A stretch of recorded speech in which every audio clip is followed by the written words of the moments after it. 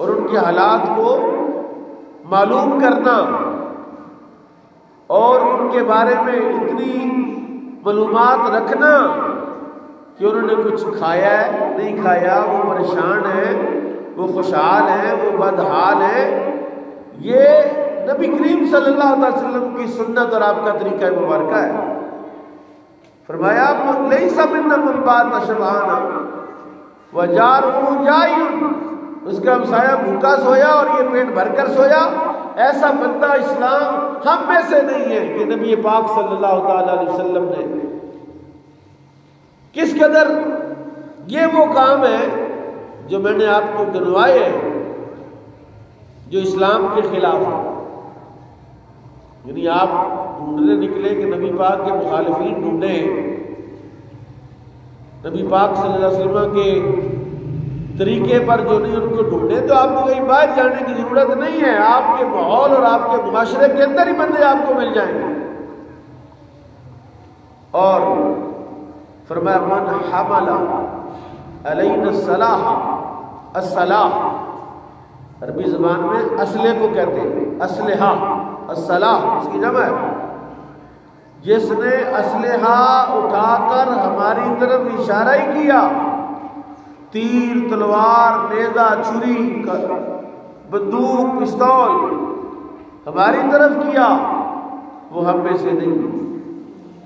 میرے آقا نے ارشاد فرمایا کہ جب تم ایسے کسی کی طرف اشارہ کرتے ہو، کوئی پتہ نہیں شیطان تمہارے ہاتھ سے ایسا فعل اور ایسی حرکت کروا دے تم اپنے بھائی کو نقصان پہنچانے والے بن جاؤ، گولی چل جائے، پھر کہ مذاق میں چلائی تھی، مارنے کے لیے نہیں چلائی تھی۔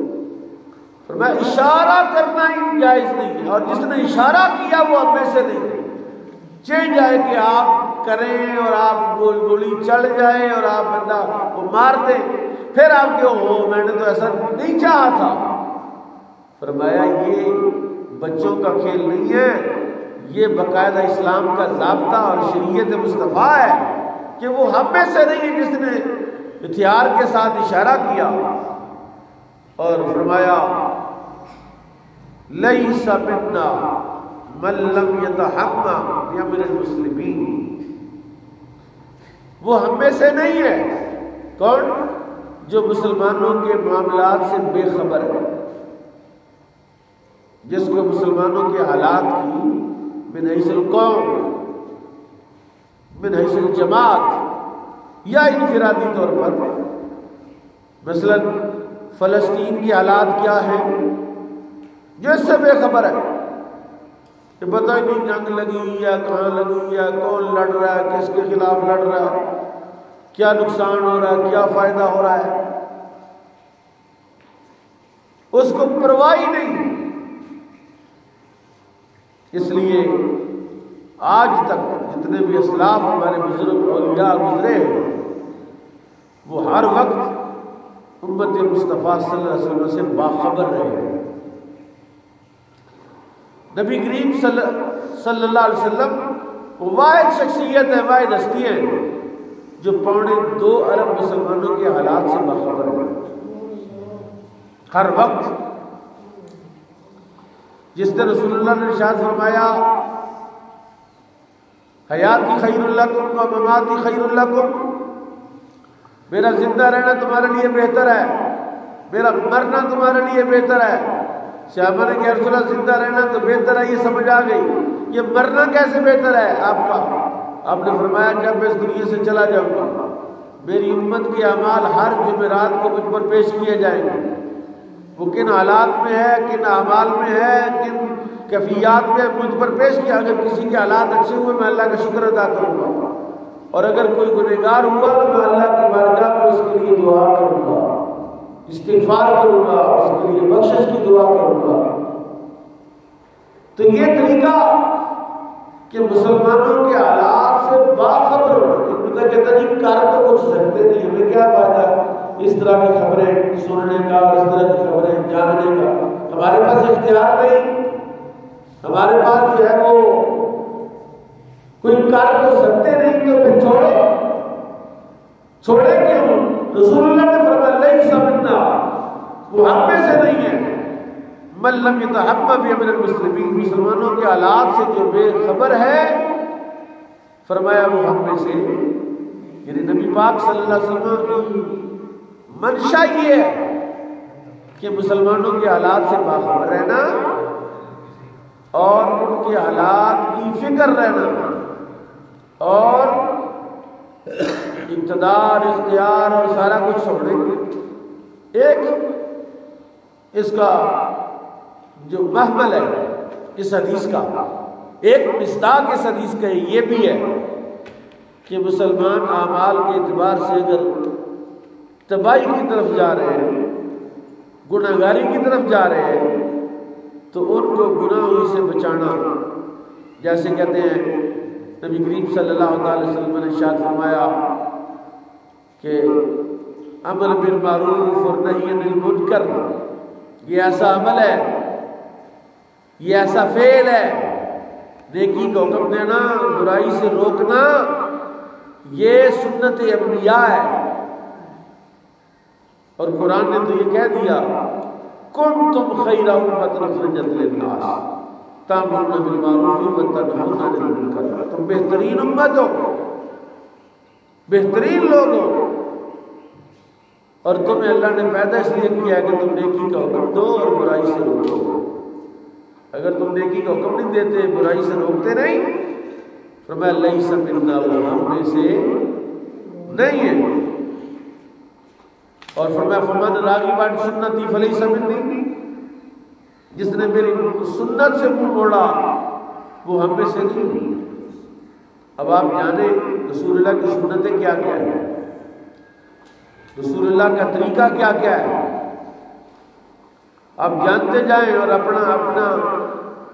اپنا ذہن چیک کریں، اپنا طرز عمل چیک کریں، اور جب آپ کو صلے میں یہ ملے گا طبقہ کہ آپ کو حضور فرما رہے تھے ہم میں سے نہیں ہے، ہمارے طریقے پر نہیں ہے، ہماری جماعت سے نہیں ہے، تو سوچو جب رسول اللہ کہیں گے یہ ہم میں سے نہیں ہے تو تمہارا رہے گا کیا، تمہارے پاس بچے گا کیا؟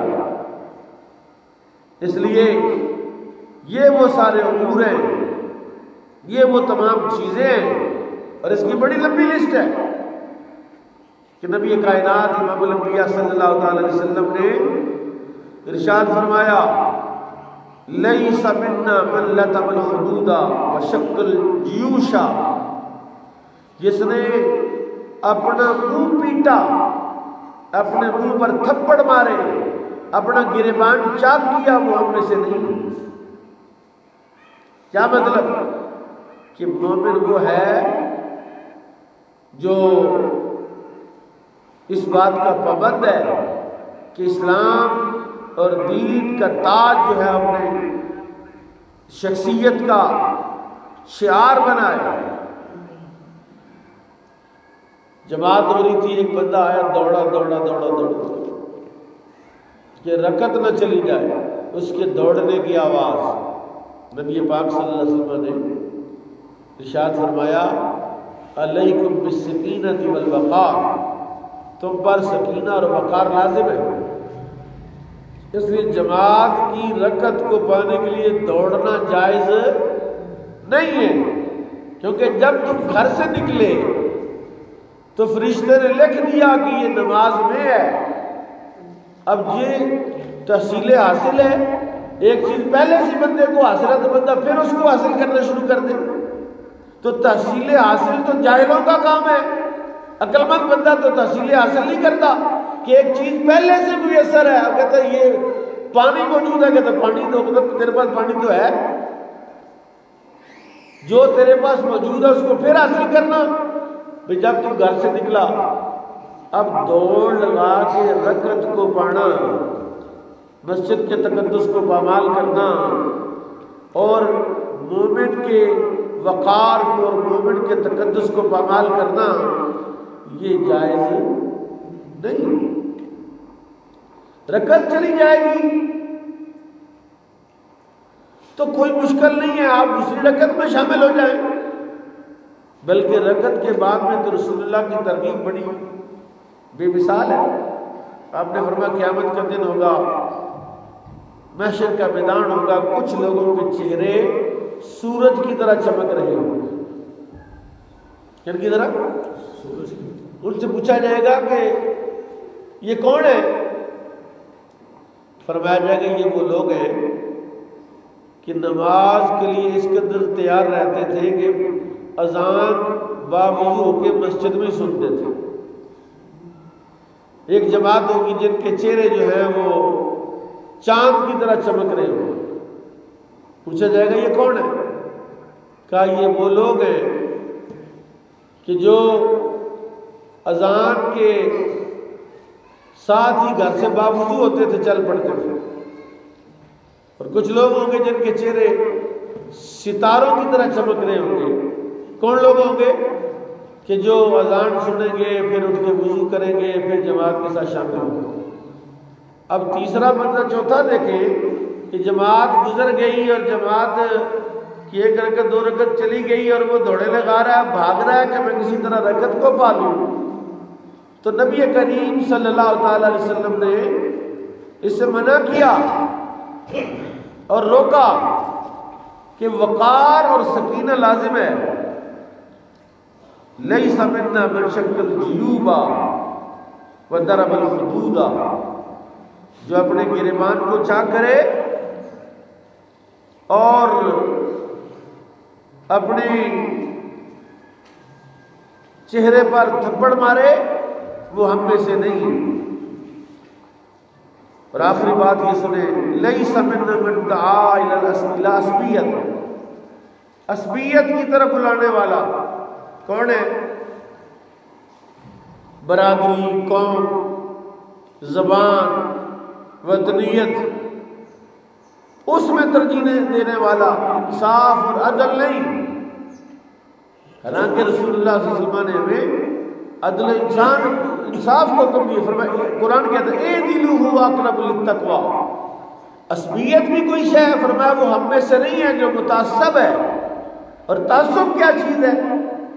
کہ بھئی ترجیح دینا حلال ہو یا حرام ہو، ناجائز ہو یا جائز ہو، حقدار ہو یا نہ حق ہو، اپنی قوم کے بندے کو ترجیح دینا کہ یہ حق دوسرے کا کہنا نہیں، یہ میرا ہے، اس کو دو، یہ میرا، یہ پنجابی ہے، یہ پاکستانی ہے، یہ ایشیائی ہے.